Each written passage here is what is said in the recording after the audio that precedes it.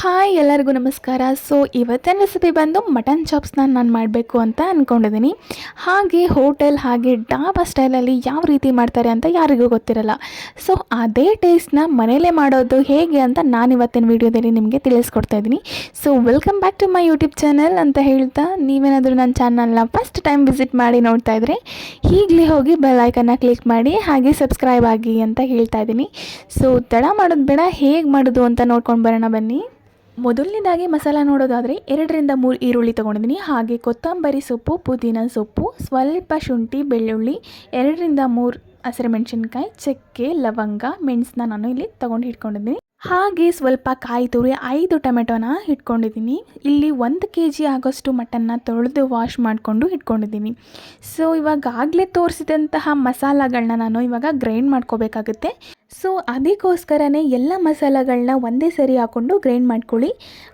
ಮತ್ತು ಇನ್ನೇನೆಂದರೆ ಚಕ್ಕೆ ಲವಂಗನ ಸ್ವಲ್ಪ ಕುಟ್ಟಿ ಪುಡಿ ಮಾಡಿ ಹಾಕ್ಕೊಳ್ಳಿ. ಸೊ ಬೇಗ ಗ್ರೈಂಡ್ ಆಗುತ್ತೆ. ಇಲ್ಲಾಂದರೆ ಜಾರಲ್ಲಿ ಮಾಡ್ತೀನಿ ಅಂದರೆ ಅದು ಸರಿಯಾಗಿ ಗ್ರೈಂಡ್ ಆಗಿರಲ್ಲ.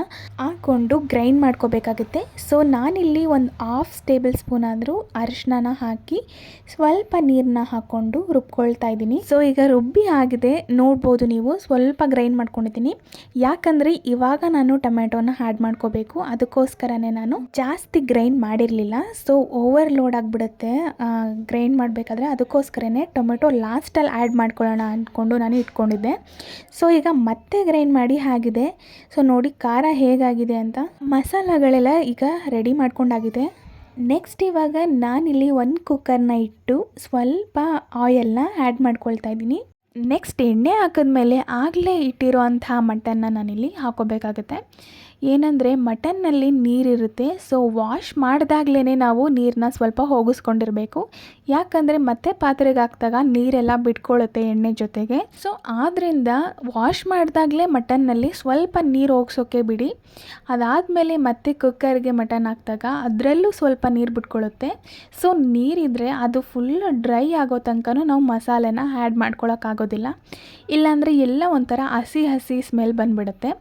ಸೊ ಅದಕ್ಕೋಸ್ಕರ ಎಲ್ಲ ನೀರು ಬಿಟ್ಕೊಂಡು ಡ್ರೈ ಆಗೋ ತನಕ ಮಟನ್ನ ನಾವು ಚೆನ್ನಾಗಿ ಬೇಯಿಸ್ಕೋಬೇಕಾಗತ್ತೆ. ಸೊ ನೀವು ಅಷ್ಟೇ ಮಟನ್ ಹಾಕಿದಾಗ ಎಲ್ಲ ಮಟನ್ನಲ್ಲೂ ನೀರು ಬಿಟ್ಕೊಳ್ಳುತ್ತೆ. ಅದನ್ನು ಫುಲ್ ಕಂಪ್ಲೀಟಾಗಿ ಡ್ರೈ ಆಗೋದಕ್ಕೆ ಬಿಟ್ಬಿಡಿ, ಬೇಯೋದಕ್ಕೆ ಬಿಡಿ.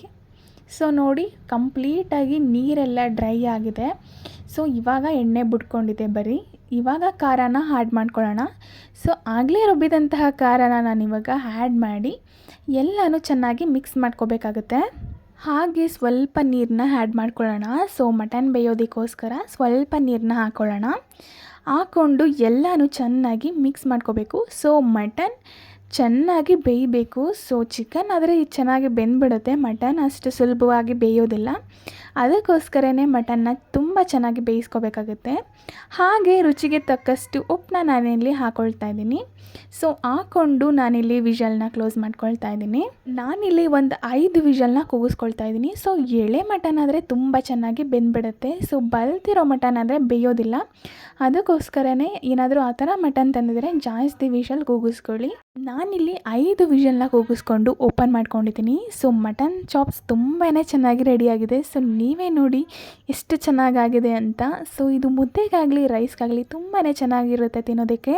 ಸೊ ಈ ವಿಡಿಯೋ ನಿಮಗೆ ಇಷ್ಟ ಆಗಿದ್ದರೆ ಫ್ರೆಂಡ್ಸ್ ಆ್ಯಂಡ್ ಫ್ಯಾಮಿಲಿಗೂ ಶೇರ್ ಮಾಡ್ಕೊಳ್ಳಿ. ಹಾಗೆ ಇದೇ ಥರ ವಿಡಿಯೋಸಿಗಾಗಿ ಸಬ್ಸ್ಕ್ರೈಬ್ ಆಗಿ ಅಂತ ಹೇಳ್ತಾ ಹೀಗೆ ಸಪೋರ್ಟ್ ಮಾಡ್ತಾಯಿರಿ. And thanks for watching.